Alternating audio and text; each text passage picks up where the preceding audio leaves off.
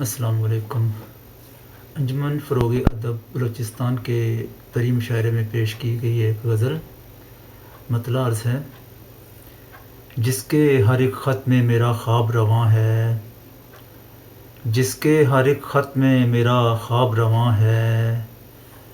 میرے لیے وہ رخ تعبیر فشاں ہے، اور منزل کا پتہ کوئی نہ رستوں کا نشاں ہے، منزل کا پتہ کوئی نہ رستوں کا نشاں ہے، رہبر کو مگر راہ پہ ہونے کا گماں ہے،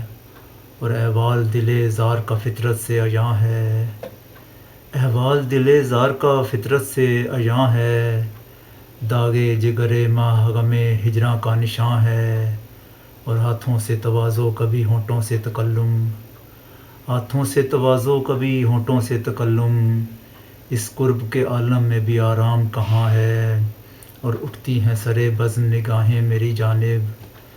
اٹھتی ہیں سرے بزم نگاہیں میری جانب، اس شخص کے ہونٹوں پہ حدیث دگراں ہے، اور تصویر ہے باطن کی سرے صفحۂ عالم،